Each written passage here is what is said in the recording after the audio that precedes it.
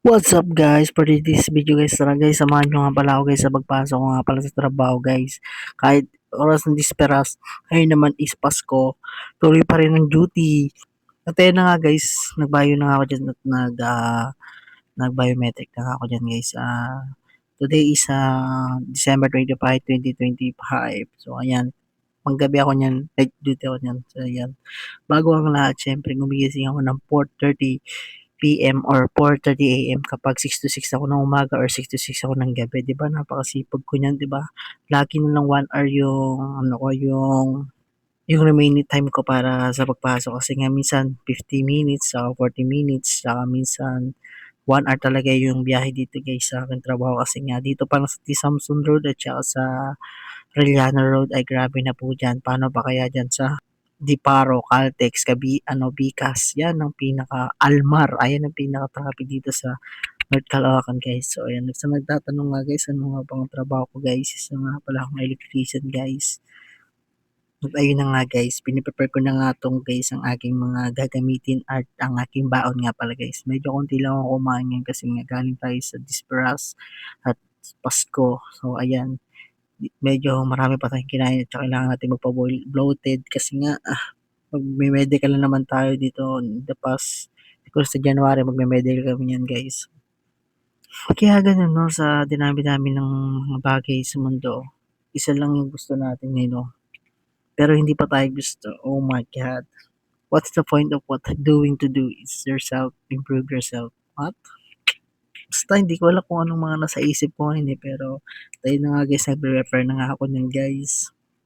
Paano ko medyo 'di na ako naligo niyan guys kasi nga naligo na ako niyan 'pag panghapon ako guys naliligo ako ng 12:00 para kapag magtutulog ulit ako ng mga 3 hours, siyempre medyo fresh tayo niyan, siyempre kakain ulit tayo, kakain ulit. Yun naman talaga ginagawa natin guys, kain ng kain kasi diyan tayo lumalakas siyempre 'di ba? Sinaktan na nga tayo ng maraming tao siyempre, dun na lang tayo bumawi sa pagkain 'di ba? Kahit saktan man tayo ng iba, huwag tayong gaganti. Ano kung ingi? Siyempre hindi tayo gaganti, konti lang, slight lang.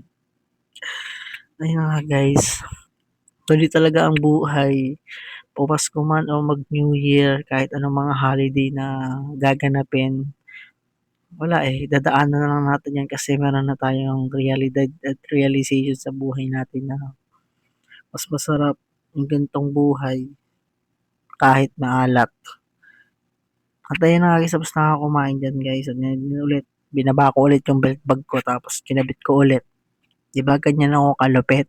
Kaya follow and like and share naman kayo guys. Ito nga po pala ang pagbabalik ko ulit sa pagiging vlogging career ko. At medyo ngayon sisikapin nating alam mo na, bumalik sa industrial ng pagiging vlogger. At ayun na nga guys, bumabiyahe na ako niyan guys. At titignan natin guys kung gaano ba talaga ka-traffic diyan guys sa mga dinadaanan ko, 'di ba? Diyan ko mo talaga masasabi na diyan ang hubog ng tao. Diyan ang karanasan na matututunan mo sa buhay, 'di ba? Aminado tayo nasasaktan tayo sa mga bagay pero that's the real life na matututunan natin guys, 'di ba? Ang ganda rin pala ng laban ng mga ano, 'no, ng mga Olympics natin dito, 'no? 'Di ba ang ganda-ganda ng mundo, ang ganda-ganda, 'di ba? Tapos sisirain mo na lang. Shoutout nga pala kay Leia, 'no? Ang ganda ng Christmas ni Leia, 'no? Grabe, 'no? Ba't kaya may mga gano'ng babae, 'no? Mas napatunayan nilang na tama ang lalaki kaysa sa babae, 'di ba? Ba't kaya kasi kailangan pa natin ng babae, 'no, pre? Pansin ko lang, yung mga loyal na katulad natin, pre, 'no? Sinasaktan tayo, 'no? Tulad mo, tinatangka ka, 'di ba? Ba't kaya hindi na lang tayo dalawa? Yun lang. Ito na nga guys, papasok na nga ako diyan guys sa aking trabaho at medyo okay naman pala ang ating klima ngayon sa traffic at hindi na masyadong hassle at masasabi kong okay itong biyahe na 'to. Medyo nakalas siya ng traffic pero the end of the day 35 minutes ako bago nakarating sa aking pupuntahan pero thanks God gano'n pa rin, 'di ba?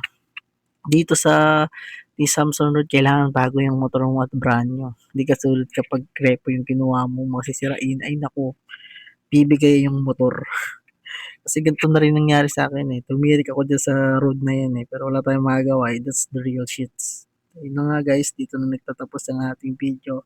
Maraming maraming salamat. Thank you.